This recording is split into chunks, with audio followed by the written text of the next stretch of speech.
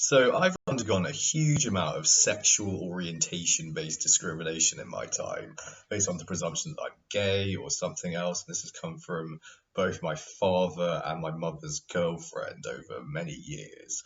Um, and also discrimination on the basis of what my sexual orientation does entail, which is fetishism, which is fetishes for boots and overalls, like farmers' boots and overalls. I got a big thing for girls in boots and overalls working on farms. Um, yeah, or like really any girl in kind of countryish gear and wellies, like that gets me going. Girls on tractors, there's precious few pictures of girls on tractors, unfortunately. But yeah, ideally girl on tractor in overalls, wellies, perfect. Yeah, or go on a farmyard, wellies and overalls or whatever. That's great. And then I'm also into bondage porn, and particularly I'm into steel shackles. And it's actually very hard to find images of girls in steel shackles and like full like bondage shackles, like the collar and the wrist manacles and shackles. So it's really hard to find pictures of farm girls as well. So as in a double bind growing up with my porn and like my porn choices, because yeah, I don't have a standard form of porn, unfortunately. I'm not into just vanilla sex porn. I'm not into that stuff. It's like being chained up and so on, and into sexy farm girls and imagining, I don't know, like sexy farm girls sex, hay bales and so on, or not. Some are wholesome with them having a little ride around on their tractor. So. And yeah, so it's I've had to undergo bullshit constantly from people, either like thinking I'm a weirdo or a freak or something for that reason, and I'm just sick of it. I'm fed up to the back teeth of it. There's like this like standard homophobia that you get.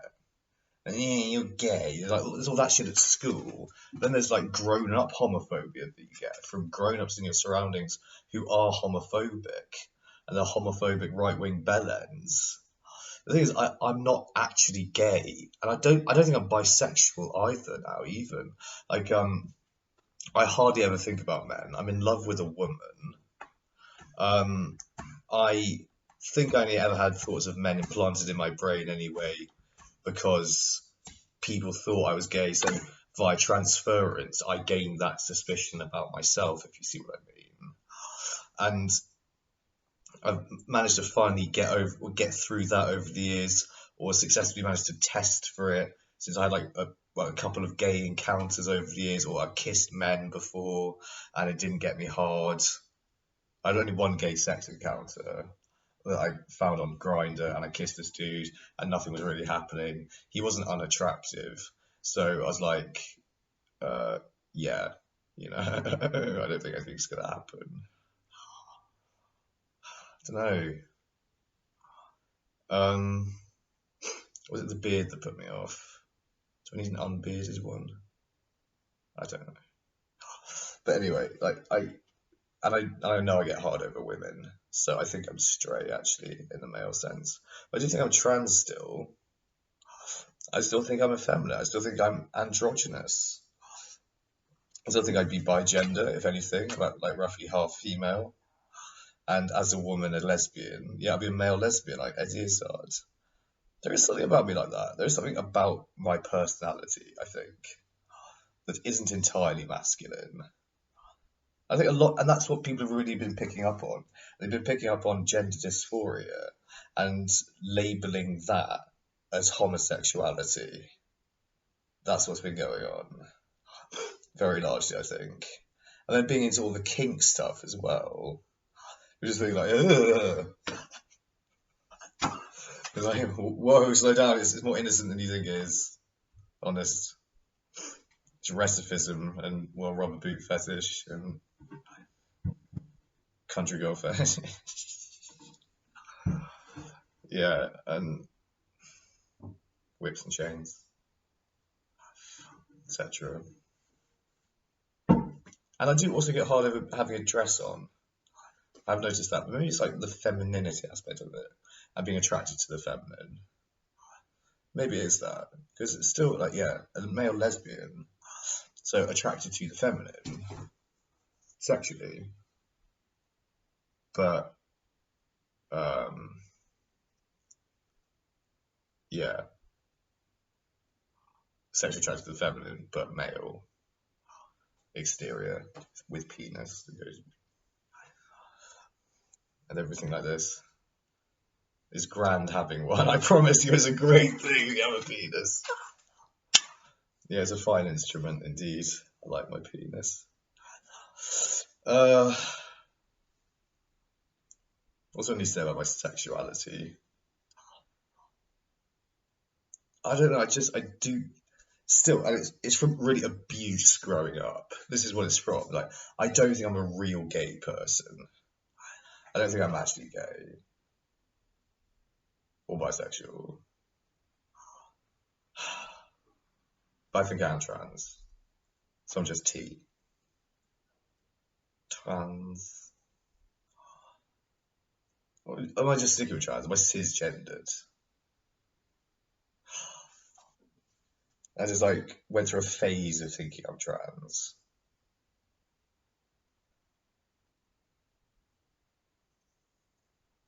I do like that with my head, and I think that's effeminate. I look like a woman. Well, I don't think there's anything wrong with being a woman necessarily. I can slip very well into my female alter egos, and I love having that element of my personality as well, like different annexes within it, which are different personalities. That's quite amusing to me. What a lot of fun, or quite fun. But that's like, yeah, really the parameters of it, isn't it? So like, what this ends up giving me is sexual orientation OCD, and then like with all of the perverse suggestions about my sexuality on the part of other people in the world before, I just have this whole whirlwind of it going around in my fucking head and accusing myself of it. So I look inward and like to try and find evidence of it in myself to rule it out, of course. And so, you know what, just like hope it isn't there. Or, you know, to try and be unbiased and objective.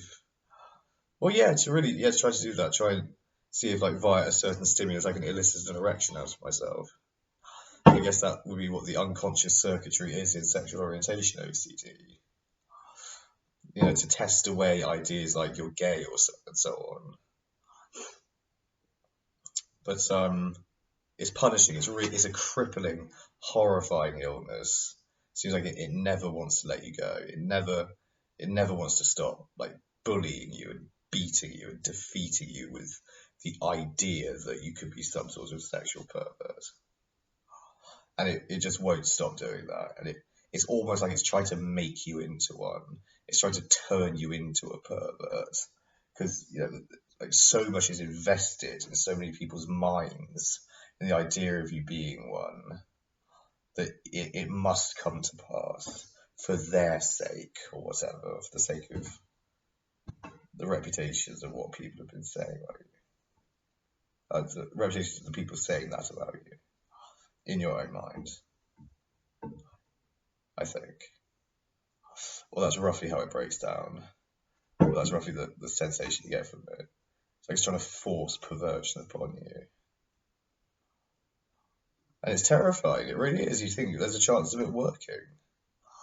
There's a chance, you know, you think there's a chance of some sort of parasuggestion or hypnosis or something. You're eventually going to like be forced or succumb to perversion, either accidentally, like by no fault of your own, that it would work somehow and convince you that you are a pervert, or it would gradually try to do that, or it's alter your brain in some way. Maybe even it could do that to give you erections over things which are wrong, which are deemed, socially unacceptable. And we all know what those are. We all know what we mean by that sort of thing. But yeah, luckily it hasn't happened yet. I still have the fucking OCD though. I still have, yeah, that from all the trauma and the abuse, the homophobia, and really the child's sexual abuse, which is what I call it, because it was psychosexual abuse, which is what I underwent from my mother's boyfriend for years on end, and my father is just homophobic abuse, and but still added into the mix. It's constantly making it worse, crushing me every single fucking day. And it ended up ruining my life. Threatening to ruin my life, ruining my grades at school. I could have got excellent grades, got a scholarship to Warminster. I could have got straight A stars, I reckon. I studied like as hard as Georgie. Or as hard as Georgie was allowed to study, since she wasn't undergoing that sort of abuse. You're giving her preferential treatment, or there'd be Ferrari from mum, because Georgie's mum's favourite, right? If, Georgie were ever bullied or abused in that way. But, she never cared that much about me. So, never really wanted me all that much. Plus, I'm male, ostensibly. And that's a bad thing in her mind. That's something she'd rather not have. A male child. Horrible, like, deeply man-hating feminism in her. Deeply, like, any people will have. This is the point. Like, if you put in law any amount of wiggle room for discrimination or any grey areas or any loopholes, this is it. People look for loopholes for discrimination because they just enjoy it. They just enjoy reasons to feel better about themselves than other people. That's why Jeremy Kyle's so popular. It's exactly the same thing. And people love scandal and go, oh, don't you know such and such about such and so? And like all that stuff. And all that stuff's in the mix as well. Gossip, you know what I mean? And yeah, people like will try and do that. And yeah. Then there's other things in the mix. There's people faking things like this for various reasons.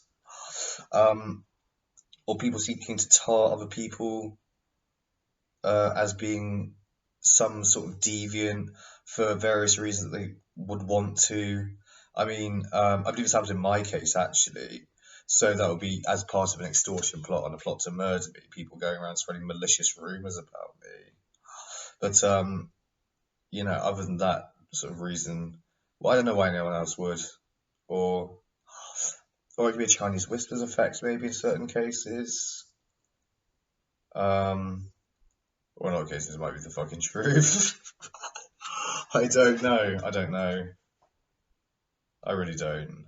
But or it could be in case a lot of people a lot of people think they glean it in others. Maybe that's another thing. Or they think like because they said something about say children, something like that, and someone acted in a weird way around that, and they're therefore a paedophile or something. But they might have just misread it. They might have misread the stimulus, but they just, in kind of an untrained and intuitive sense, have drawn that as the conclusion. And it seems very convincing to them, but it's not backed up by any evidence in reality.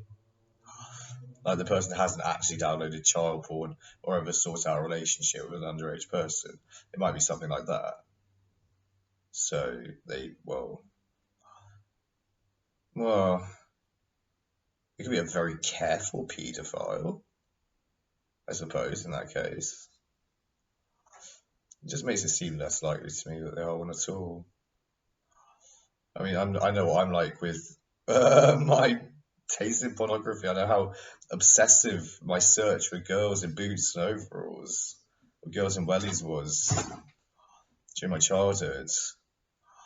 It's such a niche. It really is. And like, there's not all that many pictures of girls working on farms out there. And like, yeah, girls in steel shackles, very rare also to find images of that. So I went at quite some lengths to look for it.